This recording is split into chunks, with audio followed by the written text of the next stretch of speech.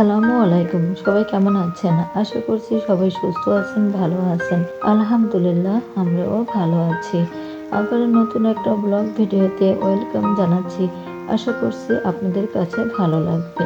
আমি এই ভিডিওটা কিন্তু আমি রাত্রে করছি, মানে ভিডিওটা করে রাখছি। আর এই ভিডিওটা কিন্তু আমি আগে করে রাখছিলাম, অসুস্থ হওয়ার আগের দিনকে করছিলাম যে ছাড়বো। তখন আর ছাড়তে পারিনি। আমার অবস্থা এতটাই খারাপ হয়ে গেছিল, আমি ভয়েসটা দিতেই পারছিলাম না। আর জ্বর, ঠান্ডা, গলার ভয়েস একেবারে চলে গেছিল। তা মোবাইলটাও মেয়েরা আমার কাছে দিত না। আর ডাক্তারও আমাকে মানা করছিল কথা বলতে। এই জন্য আমার আর এটা দেওয়া হয়নি। যাই হোক, আমি কিন্তু মেয়ে রাত্রে পড়ছে। আর আমি বসে বসে ভাবলাম কি আর করব, বসে কালকের কাজটা আজকে একটু করে রাখি। যেহেতু এখন দিনটা একেবারে ছোট, এগুলো করে রাখি। তাই যে কাঁচামরিচের বোটাগুলো ছাড়িয়ে রাখলাম।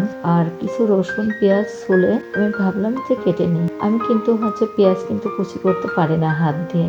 আমার এই যে একটা লুসনি আমি এক্সট্রা ভাবে এমন করে রেখে দিই। আমি এই যে যে কোনো ভাজি করতে গেলে লুসনির নিচে দিয়ে তারপরে কিন্তু এভাবে করেই আমি কেটে চিকন চিকন করে কাটি। তাছাড়া কিন্তু এমনি এমনি করে কাটতে পারি না ভালো। আর আমি পটল ভাজি বলেন, উস্তে ভাজি বলেন, আলু ভাজি বলেন বা পেঁয়াজ কুচি বলেন, আমি কিন্তু সবকিছু এমন ভাবে করেই কুচি করে নিই।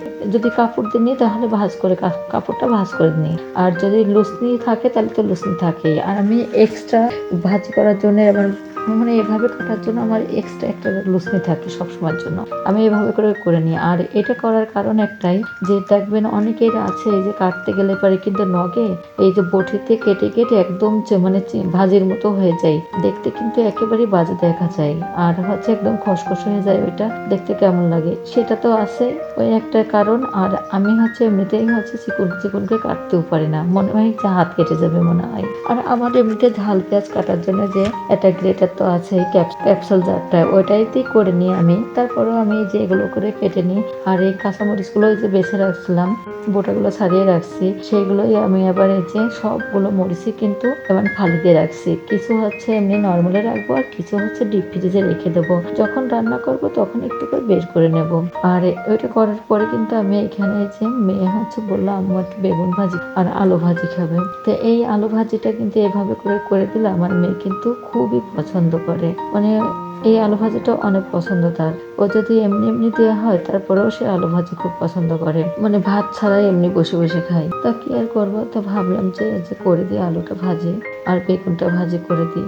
তো এই যে বেগুনটা ভাজি হয়ে গেছে, আলুটাও ভাজি হয়ে গেছে, এভাবেই খাবেন। তো যারা আমার ভিডিওটি দেখছেন তারা একটা লাইক দিবেন, কারণ আপনাদের একটা লাইক আমাকে আরো একটি নতুন ভিডিও বানাইতে উৎসাহিত করবে।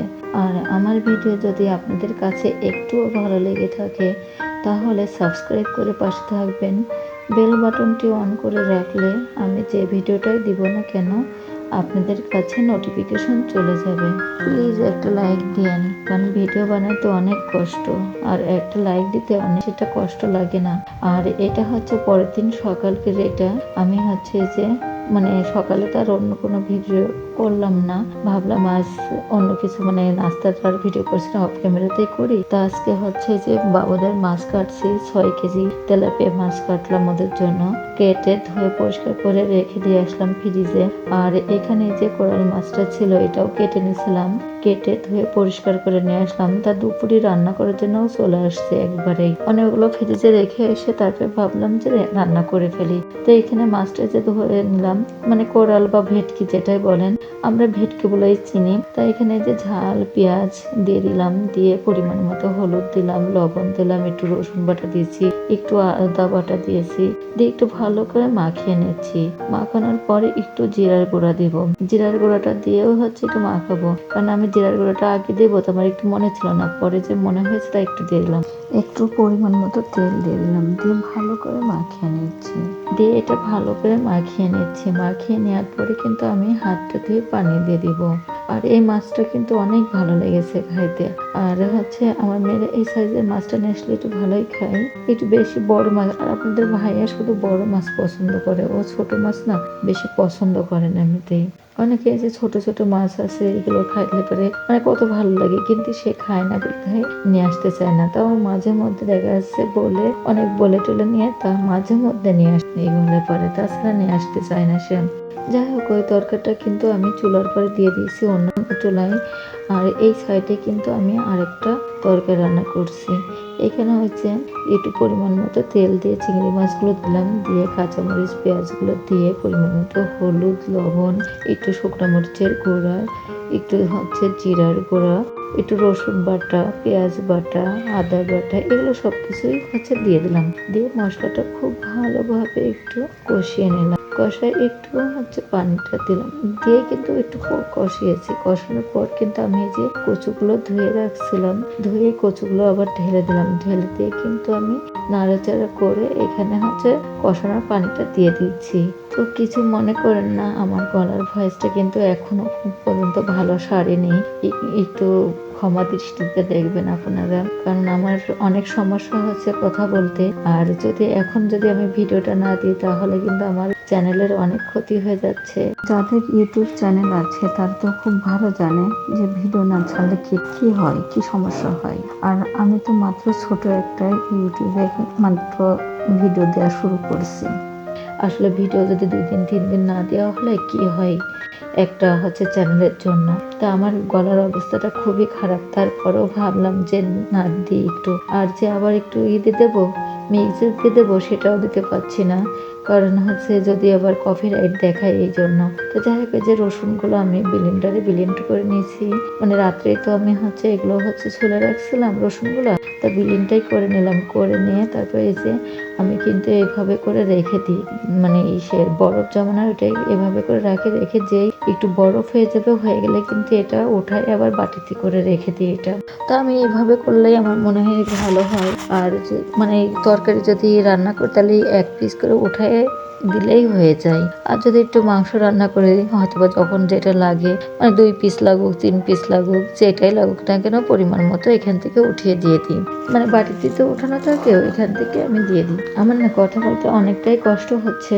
আমার একটা আপু মানে ওই একটা কমেন্ট করছে, নামটা আসলে আমি ভুলে গেছি, আর আমি অতটাও দেখতে পাইনি, কারণ ফোনটা আমার মেয়েরা আজ কদিন ধরে আমার কাছে দেয় না বেশি একটা, কারণ বলে যে আমি ফোন টিপবো, এই জন্যই হচ্ছে আমার কাছে দেয় না, তাদের কাছে নিয়ে রেখে দিয়েছে। তো একটা আপুর দেখলাম কমেন্ট করছে, আপু এই কথাটা হচ্ছে শিমুল আপুর কথা, তাই না? তা কি শিমুল আপুর কথা এটা আমি জানি না, হয়তো বা আমি এখানে অসুস্থ প্রথমে লিখছি যে মেয়েরা অসুস্থ হলে পরেও মানে তাদের নেই, হয়তো বা এইটা টাইটেলটা দেখেই বলেছে কিনা আমি জানি না কিছু, কিন্তু আমার মনে হয় টাইটেলটা দেখে বলেছে। আসলে আমি না, ওইটা শিমুল আপুরটা দেখে আমি বলিনি, আমি অনেকটাই অসুস্থ, আমি সেজন্যই বলছি যে মেয়েরা আসলে অসুস্থ হলেও বসে মানে কখনোই তাদের থেমে থাকে না, তাদের কাজ কিন্তু চলতেই থাকে। এই যে অসুস্থ তাই বলে কি রান্না বাড়া খাওয়া দাওয়া কি পড়ে আছে, কথা বলতে পারছি না, জ্বর, মানে আমার তো ভয়েস একেবারেই ছিল না, মানে না দেখলে না শুনলে পরে আপনি বুঝতে পারবেন না, আমি কিন্তু একেবারেই হচ্ছে কথা বলতে পারছিলাম না, ভয়েসটা একেবারেই চলে গেছিল। তারপরে যাই হোক, এই যে কয়দিন অনেক ওষুধ খাইয়ে তারপরে গরম পানি দিয়ে এগুলো করার পরে এখন একটু হয়েছে, এটা নিয়ে মানে এই 2 দিন কালকের থেকে একটু কথা বলতে পারছি, কিন্তু তারপরেও কিন্তু আমার এখনো পর্যন্ত ওইটা রয়েই গেছে, মানে কেমন যেন একটা আওয়াজ আসছে, মানে গলাটা ভাঙা ভাঙাই আছে, মানে কথা ভালো বলতেই পারছি না ভালো। তো একটা দেখলাম আপু মানে কমেন্টে এটাই লিখেছে, তার বলুক, যাক সমস্যা নেই।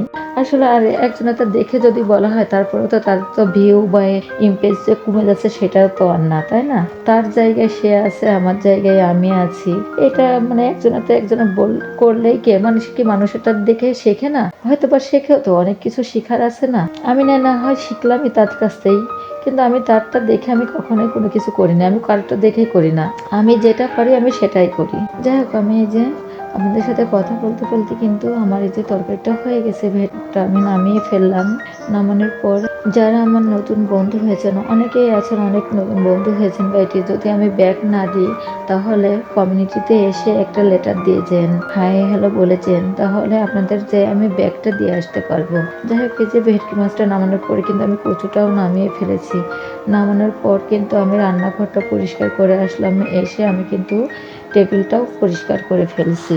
এই যে টেবিলটা কিন্তু খুব ভালো করে পরিষ্কার করে ফেললাম। টেবিলটা পরিষ্কার করার পরে থোপাগুলো ঝেড়ে নিলাম, ঝেড়ে তারপরে হচ্ছে বেডরুমে যাব, একটু চলে গেছি হচ্ছে বেডরুমে, যে সব ফার্নিচারগুলো একটু ভালো করে পরিষ্কার করে নিলাম। তো অফ ক্যামেরাতেই করেছি, মেয়েদেরটাও অফ ক্যামেরাতেই পরিষ্কার করে নিলাম, ঝাড়ু দিয়ে নিলাম। আর খালা আসবে, খালা এসে তো পরিষ্কার করে দিয়ে যাবে, মানে মুছে দিয়ে যাবে শুধু। তারপরে এসে দেখি এই যে বিছানার পর দেখি কোনার দিকে ঝুলে শুয়ে আছে আমার এই যে পুচুরানিটা। তা হাতটা ধরে ভালো করে একটু শুয়ে দিয়ে যাচ্ছি বালিশের উপরে, যে শুয়ে থাকো ভালো করে, না হলে অর্ধেক মনে হচ্ছে ঝুলে পড়ে যাচ্ছে। তো দেখো কি সুন্দর করে আমি এমন করে দিচ্ছি আর ও হচ্ছে শুয়ে থাকছে। তা আমার না অনেক আপুরা ভাইয়েরা, নতুন নতুন আপুরা এত সুন্দর সুন্দর কমেন্ট করছে, আমার না খুবই ভালো লাগছে। আমার এই ছোট্ট চ্যানেলটাই এত ভালোবাসা দেবে আমি বুঝতেই পারিনি। আমার আপুরা এভাবেই সাপোর্ট দিয়েছেন যাতে আমি হচ্ছে একটু অনেক দূরে পৌঁছে যেতে পারি। তো এই যে সন্ধ্যার সময় কিন্তু মানে মিষ্টি নিয়ে এসেছিলো, সেই মিষ্টি কিন্তু আপনাদের ভাই দিয়েছি খাইতে, ওরা খেয়েছে মেয়েরাও। আর আমার গলার অবস্থা তো খুবই খারাপ। তা আমি এখানে যে পানিতে আদা দিয়ে আর লবঙ্গ দিয়ে পানিটা হচ্ছে আমি ফুটাই নিচ্ছি, মশলা চা বানিয়ে নিচ্ছি আমি এটা দিয়ে। হচ্ছে এই যে পানিটা ফুটে গেছে, আমি যে ফ্লাক্সে, ছোট্ট একটা ফ্লাক্স আছে, এই ফ্লাক্সে পানিটা রেখে দিচ্ছি। যখন মানে একটু গলাটা চুলকাচ্ছে বা এটি করছে, এই পানিটাই খাচ্ছি। আর নর্মালি যে পানি, আমি সেই পানিটাও কিন্তু আমি নর্মাল পানি খাচ্ছি না, সেটাও কিন্তু আমি হচ্ছে গরম পানি খাচ্ছি। মানে আমার অবস্থা এমন খারাপ হয়ে গেছে যে আমি হচ্ছে মানে ফিল্টারের কোনো পানিই খাইতে পারছি না, নর্মাল কোনো পানি।